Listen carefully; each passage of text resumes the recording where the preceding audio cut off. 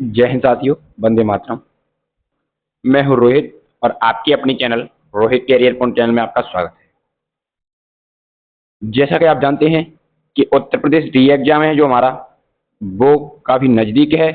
तो उसके देखते हुए हम यूपी स्पेशल जीके की जो क्लास हम डेली यूट्यूब पर लाइव आते हैं। तो गुड मॉर्निंग, सुबह के बज चुके हैं 7 और सुबह के 7 बजे मैं आपके लिए लेके आ चुका हूँ एक उत्तर प्रदेश जीके का बेहतरीन प्रैक्टिस सेट, जिसमें अति महत्वपूर्ण प्रश्न हैं जो बार बार एग्जामों में पूछे गए हैं, जो परीक्षा उपयोगी प्रश्न हैं। तो आपको ये वीडियो ध्यान से देखनी है तथा ये ज़्यादा से ज़्यादा अपने दोस्तों के साथ शेयर भी करनी है। तो अगर आप हमारे चैनल पर नए हैं तो चैनल को सब्सक्राइब कर बेल आइकन को प्रेस जरूर करें, जिससे आने वाली हर अपडेट, हर नोटिफिकेशन सबसे पहले आप तक पहुंच सके। तो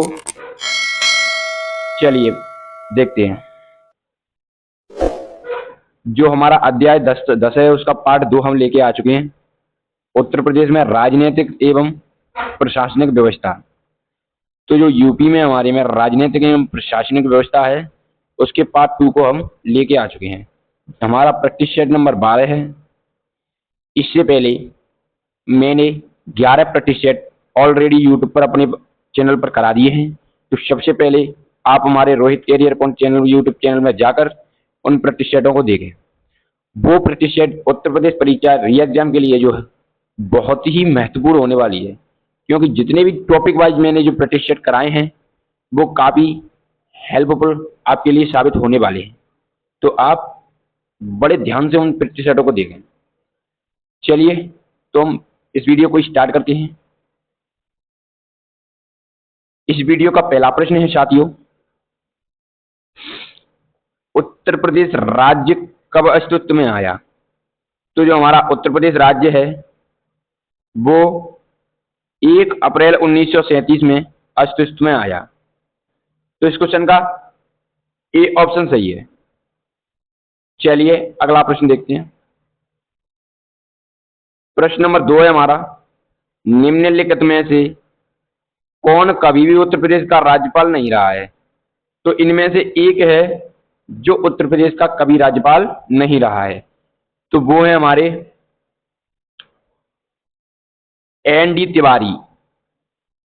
तो इस क्वेश्चन का ए ऑप्शन सही है। जो एन डी तिवारी हैं हमारे, वह यूपी के कभी राज्यपाल नहीं रहे हैं। तो इस क्वेश्चन का ए ऑप्शन सही है। चलिए अगला प्रश्न देखते हैं।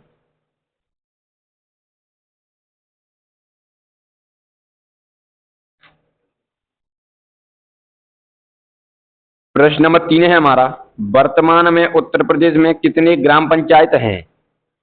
तो जो उत्तर प्रदेश में वर्तमान में ग्राम पंचायतों की संख्या है वो है लगभग 52,000। तो इस क्वेश्चन का डी ऑप्शन सही है। चलिए अगला इसका हम नोट देख लेते हैं। इस प्रश्न के समय उत्तर प्रदेश में 52,000 ग्राम पंचायतें थीं।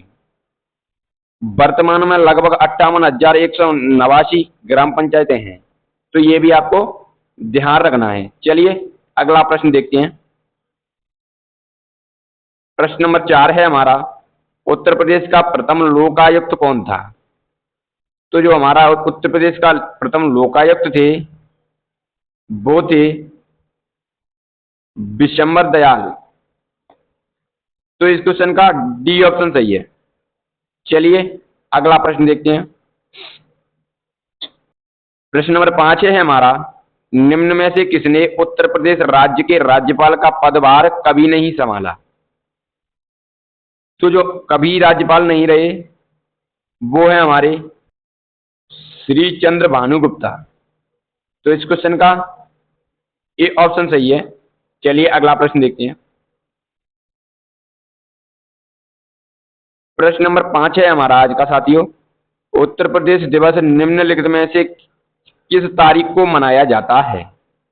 तो जो हमारा यूपी का दिवस है वो 24 जनवरी को मनाया जाता है। तो इस क्वेश्चन का डी ऑप्शन सही है। चलिए अगला प्रश्न देखते हैं।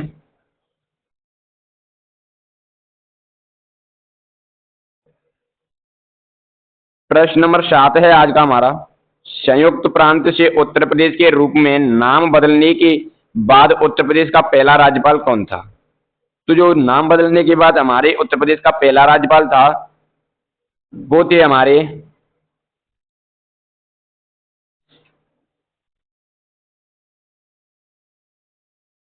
होमार्स जी फिरोज शाह मोदी।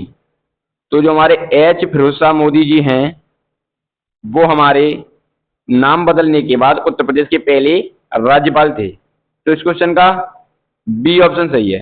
चलिए अगला प्रश्न देखते हैं। प्रश्न नंबर 8 है हमारा आज का, स्वतंत्र भारत में उत्तर प्रदेश के प्रथम विधानसभा अध्यक्ष कौन थे?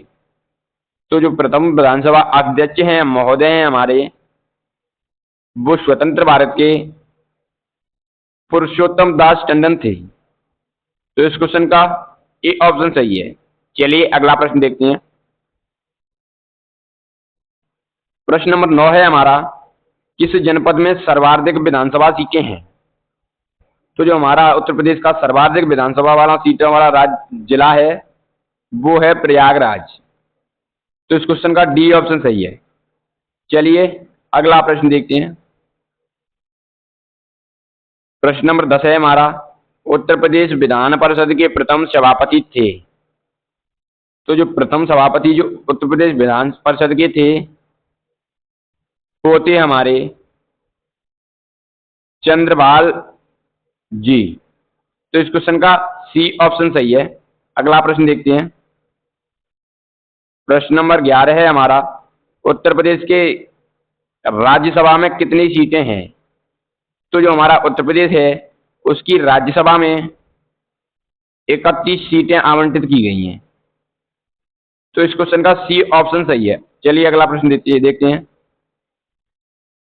प्रश्न नंबर 12 है हमारा, राज्य सचिवालय का प्रशासनिक अध्यक्ष कौन होता है?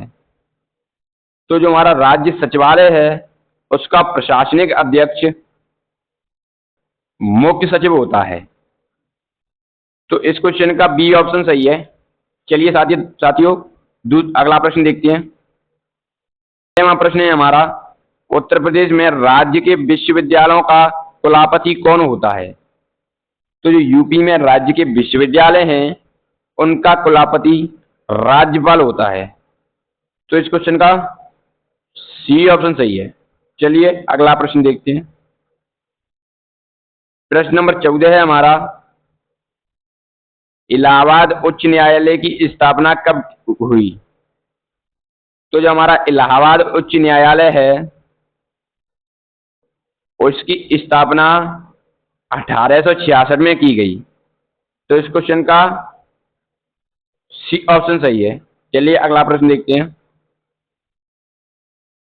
प्रश्न नंबर 15 है हमारा, उत्तर प्रदेश में नगरीय स्वास्थ्य शासन कब से प्रारंभ हुआ? तो जो यूपी में नगरीय स्वास्थ्य शासन है, वह हमारा 1916 से प्रारंभ हुआ। तो इस क्वेश्चन का बी ऑप्शन सही है। चलिए नेक्स्ट प्रश्न देखते हैं। प्रश्न नंबर 16 है हमारा, उत्तर प्रदेश में पंचायतों की त्रिस्तरीय प्रणाली कब प्रारंभ की गई? तो जो यूपी में पंचायतों की त्रिस्तरीय प्रणाली है, वो हमारी 1961 से 1962 के समय में प्रारंभ की गई। तो इस क्वेश्चन का ए ऑप्शन सही है। चलिए अगला प्रश्न देखते हैं।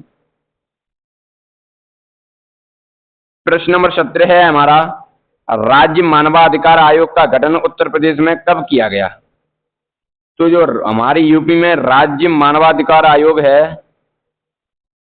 उसका गठन 2002 में किया गया। तो इस क्वेश्चन का बी ऑप्शन सही है। चलिए अगला प्रश्न देखते हैं।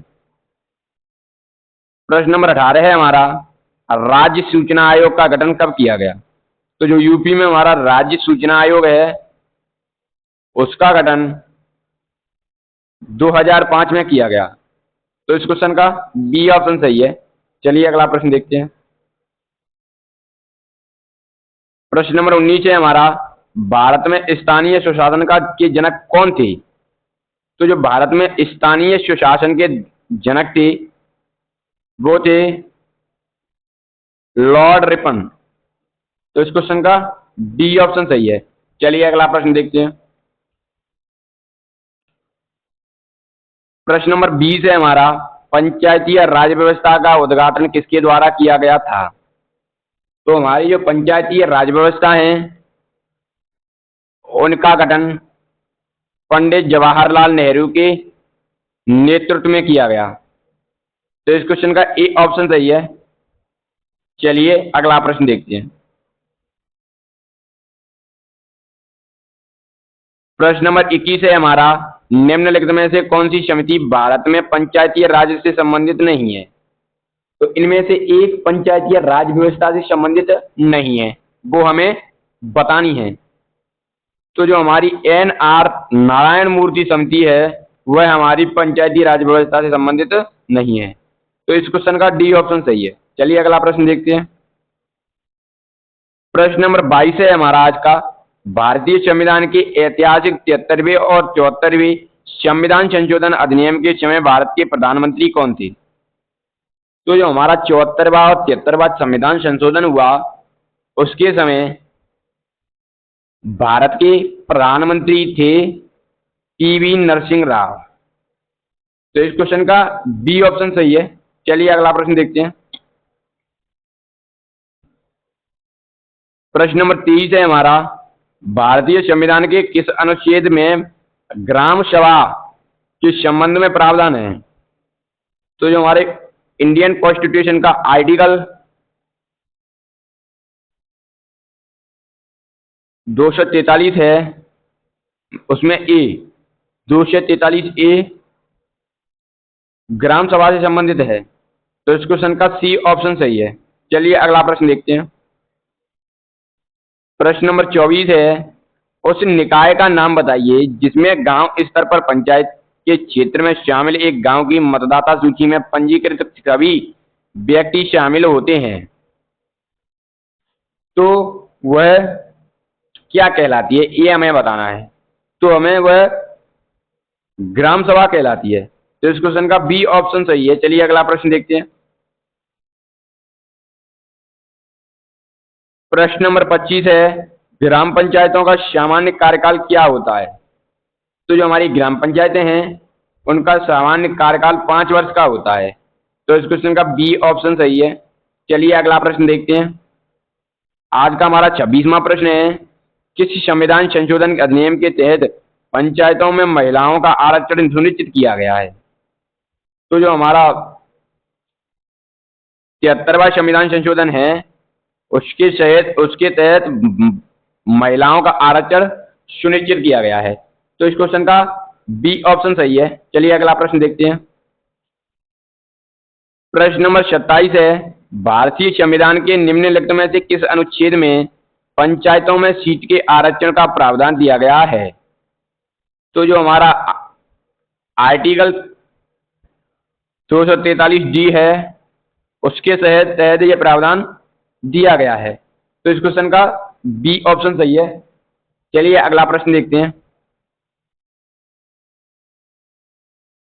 प्रश्न नंबर 29 है आज का हमारा, राज्य वित्त आयोग का गठन कौन करता है जो राज्यों में पंचायतों की वित्तीय स्थिति की समीक्षा करता है? तो जो हमारा राज्य वित्त आयोग का गठन है वह राज्य के राज्यपाल करते हैं। तो इस क्वेश्चन का बी ऑप्शन सही है।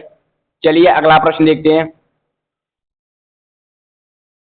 आज का हमारा 30वां प्रश्न है, भारतीय संविधान का कौन सा अनुच्छेद राज्य निर्वाचन आयोग या पंचायतों के चुनाव से संबंधित है? तो जो राज्य निर्वाचन आयोग है उससे संबंधित आर्टिकल 243A है। तो इस क्वेश्चन का डी ऑप्शन सही है। चलिए आज का हम होमवर्क का प्रश्न देखते हैं जो कि इस प्रकार है। आज का जो प्रश्न है हमारा होमवर्क का वह इस प्रकार है, भारतीय संविधान की किस अनुसूची में नगर पालिकाओं की शक्तियां और जिम्मेदारियों से संबंधित प्रावधान है। तो पहला ऑप्शन है हमारा 12वीं अनुसूची, दूसरा ऑप्शन है हमारा 9वीं अनुसूची, तीसरा ऑप्शन है 11वीं अनुसूची और चौथा ऑप्शन है हमारा 10वीं अनुसूची। तो इस क्वेश्चन का जवाब आप लोगों को कमेंट बॉक्स में देना है। अगर ये वीडियो आपको अच्छी लगती है तो वीडियो को लाइक, शेयर और अगर आप हमारे चैनल पर नए हैं तो चैनल को सब्सक्राइब कर बेल आइकन को प्रेस जरूर करें, जिससे हमारे चैनल पर आने वाला हर न्यू नोटिफिकेशन आप तक सीधा पहुंच सके। तो आप इस क्वेश्चन का जवाब कमेंट बॉक्स में जरूर देना। जितना इस क्वेश्चन के बारे में डिटेल में पता हो आप वो कमेंट बॉक्स में लिखना। तो चलिए मिलते हैं हम आपसे एक और नेक्स्ट बेहतरीन प्रतिशत के साथ। तब तक के लिए जय हिंद, जय Bharat. Thank you for watching.